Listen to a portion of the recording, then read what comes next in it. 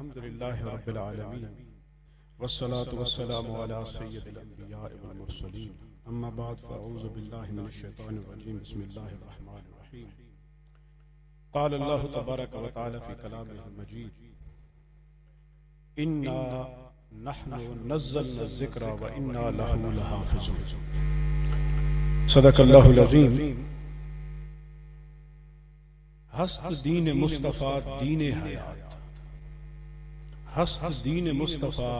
دین حیات شرع او تفسیر آئین حیات صدر محفل اور سٹیج پہ جلوگر علماء کرام مشایخ عظام اور حاضرین محفل اللہ جل مجدہ کا لاکھ احسان کہ اس نے امت محمدیہ صلی اللہ علیہ وسلم کو کبھی بھی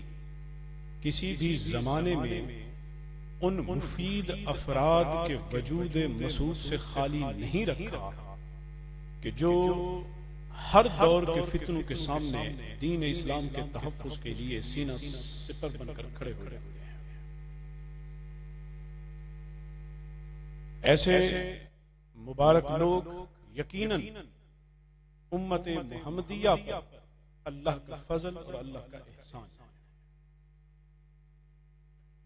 قرآن مجید کے نزول کے وقت جب اعتراض ہوا کہ یہ تو کسی سے سیکھ کے آتے ہیں،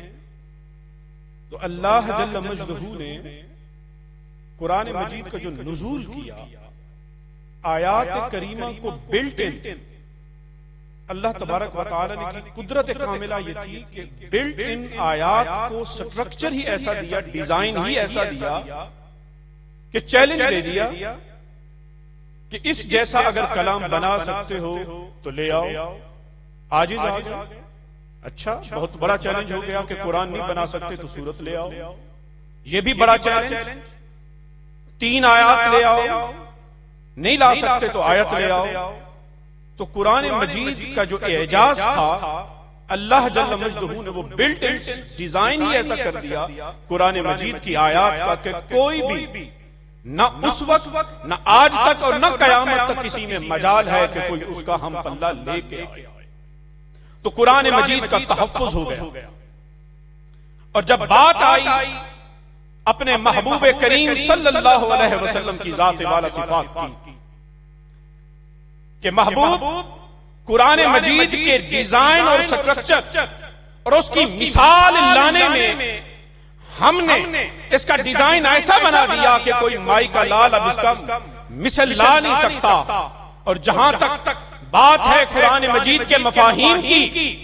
اور جہاں تک بات ہے قرآن مجید کے مطالب کی، قرآن مجید کی شرح کی، تو محبوب اس میں آپ کی زبان ناز اور آپ کی زبان حق ترجمان سے نکلے والے الفاظ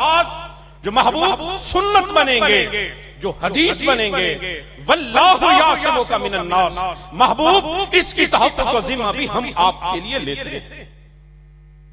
واللہ یعصمک من الناس کہ محبوب آپ کی عصمت کی تحفظ بھی اللہ نے کرنی ہے، وعدہ دے دیا۔ اور وہ عصمت کا تحفظ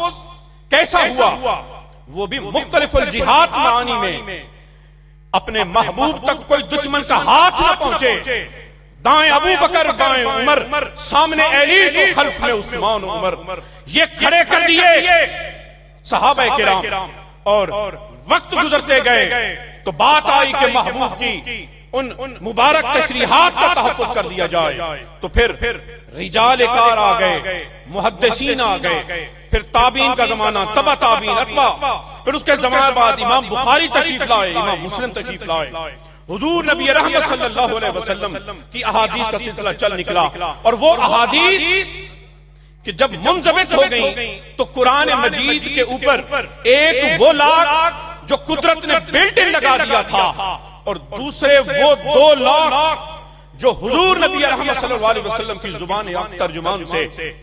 اللہ جل مجدہ نے قرآن پہ لگائے تھے، وہ سنت رسالت مآب کی کہ کوئی بھی آ کر بعد میں بھی اس آیت کا مطلب یہ ہو جائے، اس آیت کا مطلب وہ ہو جائے، اور کوئی اسے من مانے مانی پہناتا پھرے، اس سے بچانے کے لیے اللہ جل مجدہ نے علم حدیث کے لیے افراد پیدا کر دیے. مجید کے اس معانی اور مفاہیم کے تحفظ کے لیے جو ایک ذخیرہ ہوا امت محمدیہ کے لیے، اللہ جل مجدہ کے محبوب کریم صلی اللہ علیہ وسلم کے لیے علوم حدیث کے پھر مختلف طبقات بن گئے. کوئی متن کی طرف چلا، کوئی اسناد کی طرف چلا، کوئی اسماء الرجال کی طرف چلا، تو کس نے علم حدیث کے اندر مختلف مفاہیم دیے. حضرات گرامی، وہ زمانہ تسلسل کے ساتھ رہا اور یہ ہر زمانے کے اندر محدثین پیدا ہوتے رہے، علماء کرام پیدا ہوتے رہے جنہوں نے علم حدیث کی خدمت کی. حضرات گرامی، موسوعۃ الاحادیث یہ وہ فن کہ اس میں ہر ایک نے جس نے بھی کوئی کام کیا اس نے اپنی حد تک ایک موتی پرویا. اس نے اس کا کام وہ قابل داد اور قابل تحسین ہے امت محمدیہ کے اندر. جس نے بھی اللہ کے محبوب کی حدیث کی خدمت کی اور جس انداز میں کی. مگر کمال ہے حجت الاسلام حضور شیخ الاسلام پروفیسر ڈاکٹر طاہر القادری صاحب زیدہ مجدہ کہ انہوں نے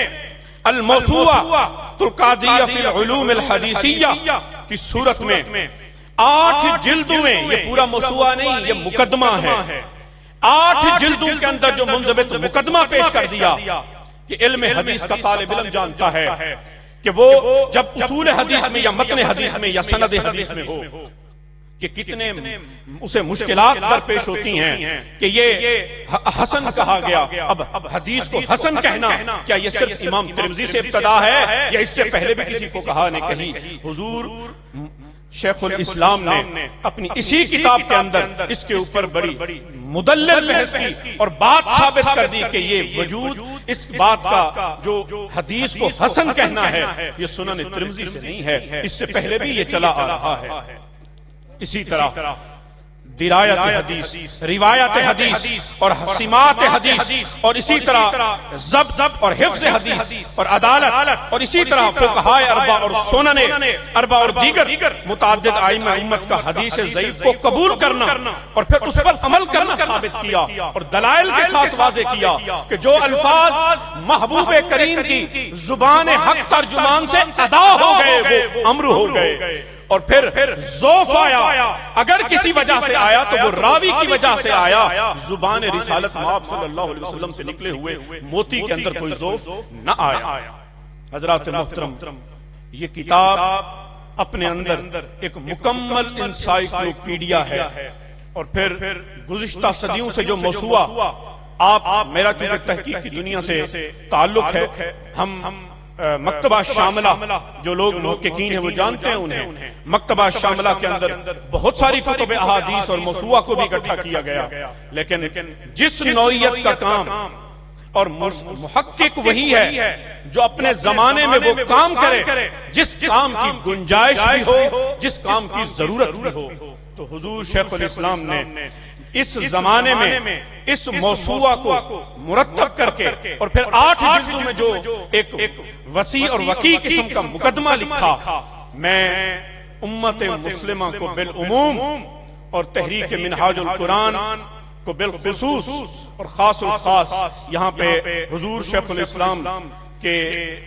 صاحبزادے ڈاکٹر حسن محی الدین صاحب کو میں مبارکباد اور ہدیہ تبریک پیش کرتا ہوں. اللہ تبارک و تعالی یقیناً اس مبارک شہید کو قبول فرمائے گا اور دوام بھی بخشے گا. باقی وہی رہے گا جس میں للہیت و اخلاص ہے، اور للہیت و اخلاص کی سب سے اعلیٰ مثال وہ حضور نبی رحمت صلی اللہ علیہ وسلم کی محبت ہے. میں یوں کہوں کہ یہ جو کام ہے سارا موسوعۃ اطراف الحدیث کا، گویا کہ حضور شیخ الاسلام نے بازبان اقبال یہ کہہ دیا کہ